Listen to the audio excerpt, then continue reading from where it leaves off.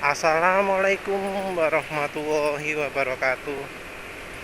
Kali ini penulis ingin bahas dua hal ya. Yang pertama, penulis baru ingat bahwa teman penulis itu kan pernah mengalami RPM naik turun. Nah, yang unik solusinya dilakukan dengan apa ya? Dengan meninggalkan rekomendasi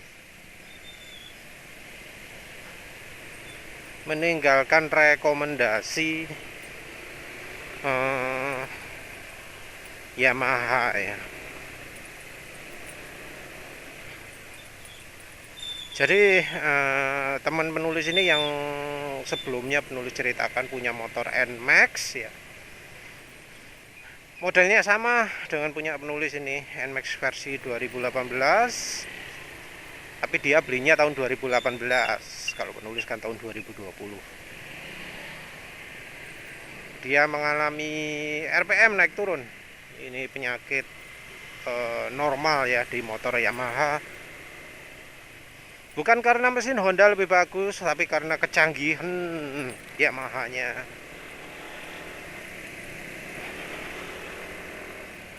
Yamaha ini ngasih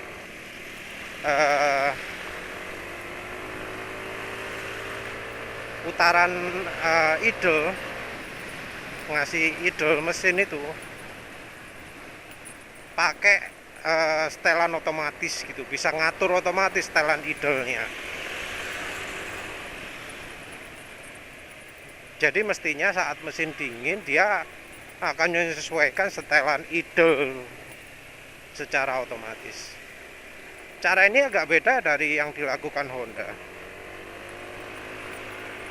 Di motor Honda penulis, Honda Beat, itu setelan idle-nya pakai manual. Jadi bisa disetel pakai obeng atau pakai jari. Ditinggikan ya langsung naik, diturunkan ya langsung turun. Tapi kalau mesin dingin, RPM dari Honda Beat ini bisa tinggi sendiri, terutama waktu nyalakan mesin pertama itu RPM-nya pasti tinggi. Kemungkinan campuran bahan bakar dibuat kaya. Begitu mesin sudah panas, jadi irit lagi. Jadi rendah lagi idle-nya. Jadi sepertinya kalau caranya Honda itu pakai mainan pasokan bahan bakar, kalau Yamaha pakai itu apa? Setelan idle yang pakai servo motor. Entah mana yang lebih unggul, yang jelas penulis sendiri nyalakan mesin baik pagi atau siang setelah atau sore ya, dalam keadaan mesin mati atau habis mati lama gitu dinyalakan langsung jereng ya, tekan setengah detik langsung jereng. Jadi sepertinya sistem pengendali idle ini kerjanya sangat bagus. Jadi bisa bikin mesin langsung enak nyalanya kalau pas mesin dingin. Idle-nya juga nggak ketinggian, nggak kerendahan, sama antara mesin panas dengan mesin dingin. Dan ini dilakukan oleh sistem mekanisme otomatis ya, pengatur idle otomatis. Beda dari yang Honda Beat, idle-nya itu beda-beda tergantung cuaca. Memang beberapa menit pertama panas, waktu mesin masih dingin, RPM tinggi. Nah, sesudah RPM tinggi ini pasti beda-beda antara idle-nya siang dan pagi-pagi gitu.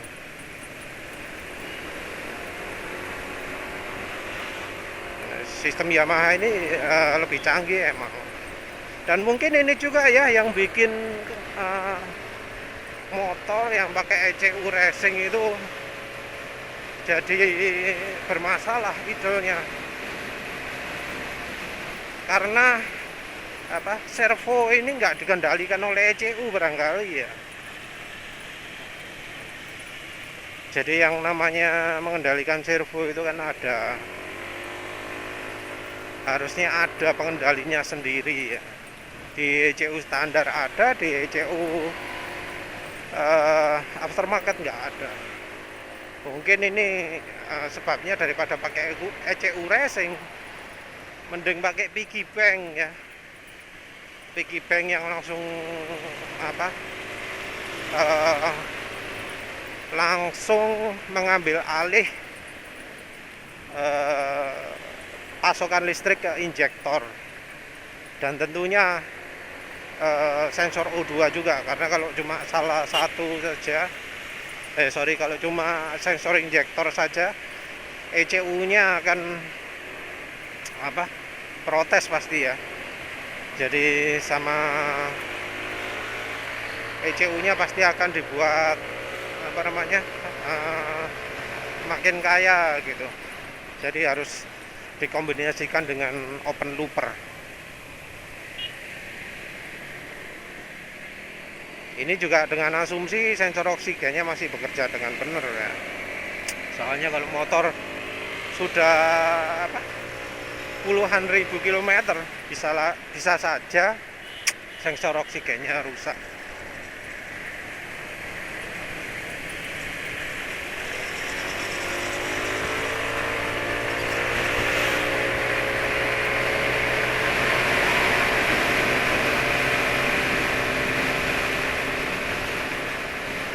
Nah, terus balik lagi ke topik.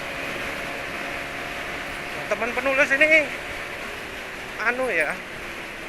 sudah cukup lama mengalami masalah RPM naik turun. Dia sudah habis ya 900 ribuan lah gitu ya, lebih ya.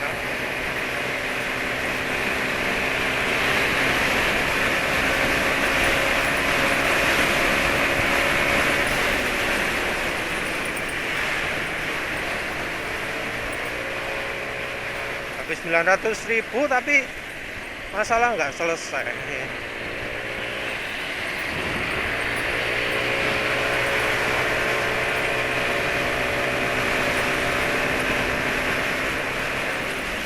Penulis waktu itu coba cari solusi, ternyata emang itu masalahnya motor Yamaha. Triknya itu macam-macam. Ada yang nyalamatikan sampai 4 kali ya setelah dipasang. Ada yang pakai diganjel sama sedotan. Ada yang ganjelnya pakai per.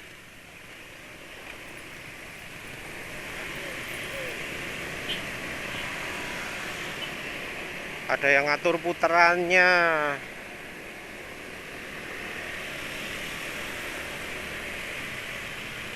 Yes, pokoknya caranya macam-macam lah ya.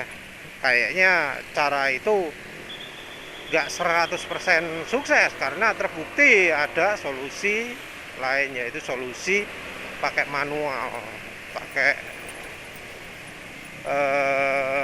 pengatur RPM manual. Mahal tapi ya harganya ya nggak masuk akal harganya. Cuma baut tok lu harganya di atas 100 ribu kalau nggak salah. Ada yang jual 250 ribu. Wah edan loh. Cuma baut lu harganya sakmono. Ada yang menunjukkan buat sendiri habis 10 ribu tok.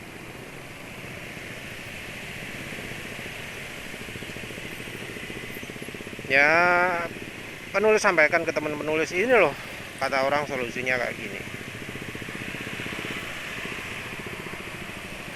Terus ya sama teman penulis dibiarkan, cuek lah, RPM kacau balau gitu ya.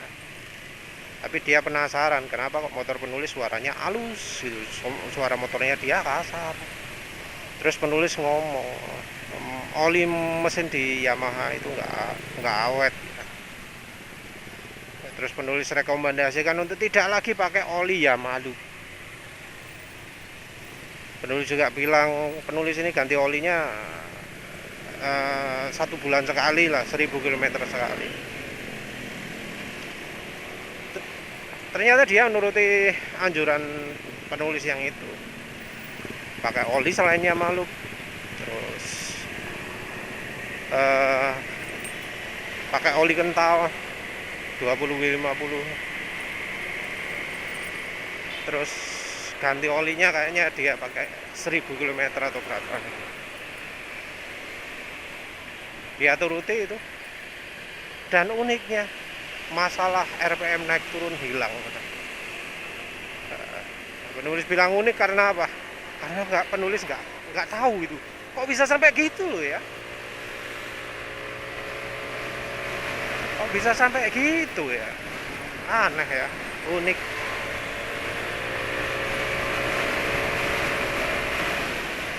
Penulis nggak tahu kok bisa oli mesin itu sampai memengaruhi idle-nya motor gitu loh. Wah, parah itu lah, parah. Karena ya namanya oli mesin ya oli mesin, idle ya idle, tapi kok sampai bisa memengaruhi kayak gitu loh. Wah, aneh banget. Tapi itu bukti nyata ya. Teman motor penulis nggak diserviskan lagi, tapi ya oke saja sekarang. Nggak paham penulis kenapa sampai itu terjadi. Apa ada bagian dalam mesin yang yang dulu lengket karena oli, karena kerak, setelah sering ganti oli jadi lepas, nggak tahu lagi tapi. Ya, masalah yang kedua, aduh ini sekarang agak ngelamun, ini bahaya ya. Doa dulu.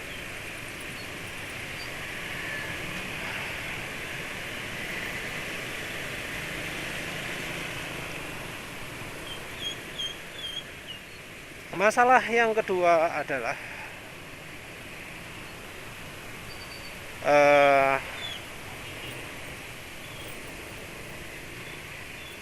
soal rem ya, soal upgrade rem bila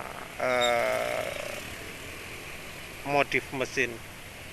Jadi penulis lihat videonya ADK Reality ya, dia itu nyuruh orang untuk kalau sudah bore up mesin tenaga gede, pengereman itu wajib di upgrade. Dia pamer cakramnya sudah ganti pakai yang floating, yang antara baut sama piringannya itu bisa ngambang gitu. Jadi terpisah antara base sama disknya. Pada disk ya, bagian gesek cakramnya itu terpisah dari rumahnya. Katanya sih biar lebih dingin ya.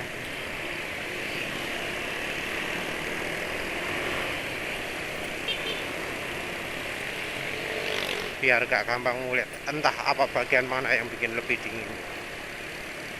Kalau gak dikasih angin ya sama saja lah ya.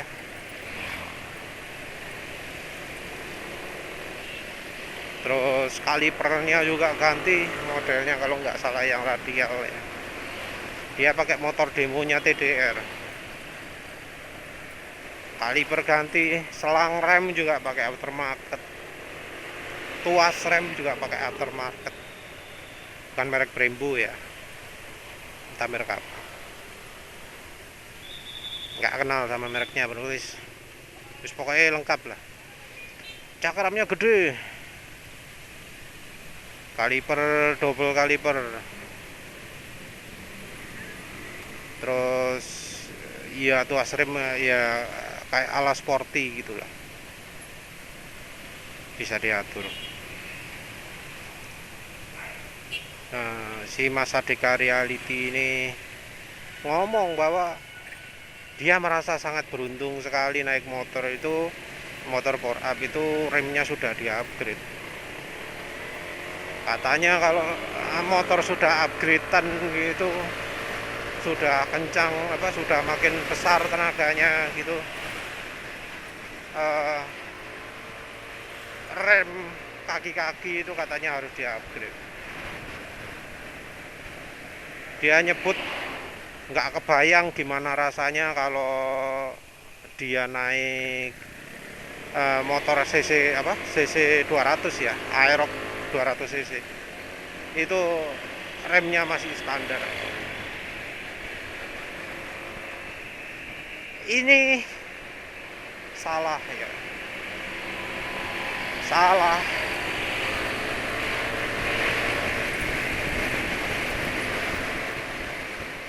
Rem itu harus dirubah itu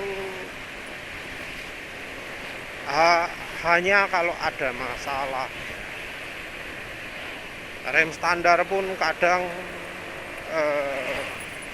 bukan karena sistemnya nggak memenuhi, tapi karena sistemnya lagi ada penyakitnya.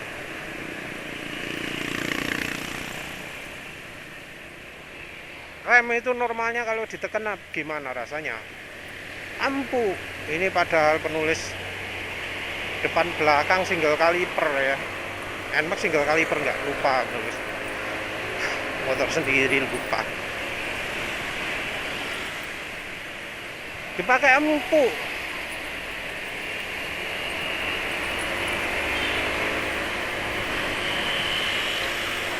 Empuk enak.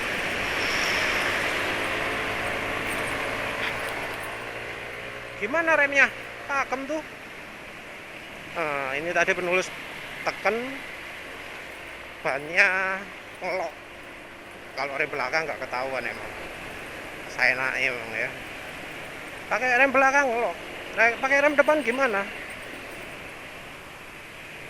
Bisa ngelok. Masih banyak ini. Penulis pakai satu rem tok loh ya, bukan kombinasi.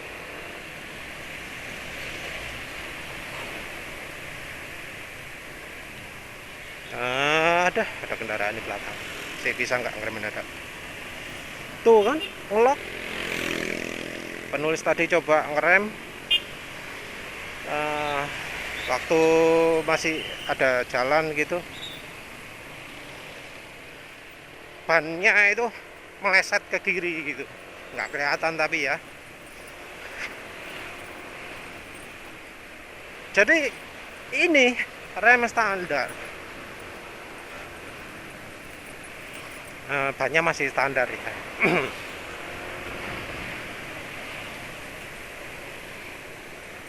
Rem standar. Bannya masih ban merek Jepang, WRC. Entah itu merek bagus atau merek jelek ya. Tapi pilihan ban yang ada di NMAX menurut penulis jelek. Sistem rem yang ada di motor ini masih oke. Dipakai sendirian, ban belakang masih bisa ngelok. Ban depan juga masih bisa ngelok. Sama sekali nggak butuh di-upgrade. Nah kalau nanti tenaganya ditambah gimana? Kalau misalnya nih motor mau dibuat 200 cc ya. Penulis aslinya pingin cuma nggak boleh sama istri. Padahal tujuannya sebenarnya bukan cuma untuk meningkatkan tenaga, tapi untuk menghilangkan fuel dilutionnya ya. Ya untung aja pakai Sado Revitalizan itu agak membantu, agak nggak menghilangkan tapi agak untuk fuel dilutionnya ya. Kalau untuk kompresi mesin jelas makin baik. Jadi kompresi mesin memang meningkat tapi fuel dilution nggak sembuh, masih ada, masih cukup hijau olinya, cuma memang olinya jadi lebih awet sih, nggak terlalu mudah encer seperti sebelumnya. Jadi agak mendingan tapi tetap masih terjadi. Nah, harusnya solusinya itu di bore up. Soalnya kalau ganti yang sekelas itu yang apa misalnya sama-sama kapasitasnya dibuat tetap, ganti pistone sing casting gitu, penulis nggak yakin bisa nemu castingan yang pas ya. Apalagi pasti ini silindernya wis pasti baret ya. Penulis nggak yakin ganti ring piston juga akan menyelesaikan masalah, karena rasanya dari dinding silindernya juga pasti sudah gerimpis, sudah aus.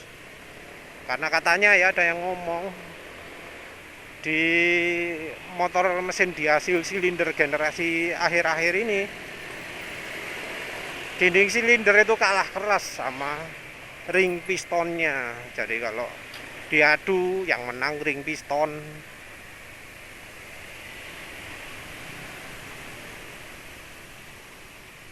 Nah, bakal kalau sudah power up ini penulis bakal upgrade rem. Ya enggak lah. Akselerasi, rem ya rem. Penulis nggak akan melakukan akselerasi sambil ngerem. Penulis nggak akan melakukan ngerem sambil akselerasi. Beda-beda. Seandainya motor ini kecepatannya top speednya bisa jadi 130, 140 kayak motornya teman penulis itu, di power up paling ya bisa sampai 140, adu sama R15 bisa menang, sama Fiction bisa menang, apalagi MX nggak ada apa-apanya katanya. Sebuah antar dia Pak Noen MX itu.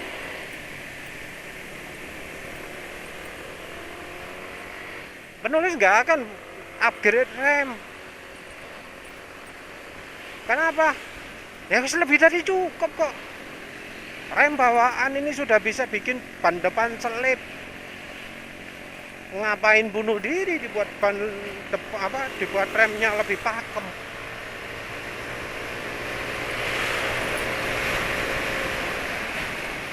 Akselerasi dan pengereman itu dipengaruhi oleh ban juga, nggak dipengaruhi oleh tenaga, kecuali emang kalau gaya berkendaraannya itu walau ada mendadak apa-apa tetap digaspol terus ngerem. Nah itu beda lagi, itu ya silahkan kalau cara ngeremnya kayak gitu. Jadi pas depan ada halangan gitu tetap digaspol terus baru digaspol terus habis itu direm. Kalau itu beda lagi. Kalau penulis gaya ngeremnya ya gasnya dilepas, nggak pernah nggak ada kebutuhan untuk ngerem sambil gaspol, nggak ada kebutuhan untuk itu. Jadi mau tenaganya naik kayak apapun ya penulis lepas gas. Nggak lapo misalnya ngegas nggak butuh.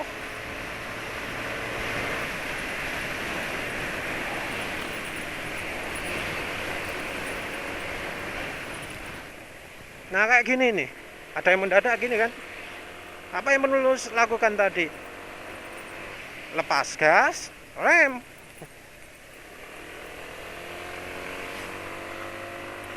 Penulis baru upgrade pengereman itu kalau misalnya bannya ini pakai yang lebih ngegrip. Jadi pakai yang lebih ngegrip sedemikian rupa sehingga ketika pakai rem itu nggak bisa ngelok bagaimanapun caranya. Jadi di rem belakang tok bisa ngelok, dipakai rem depan tok bisa ngelok. Itu baru penulis upgrade.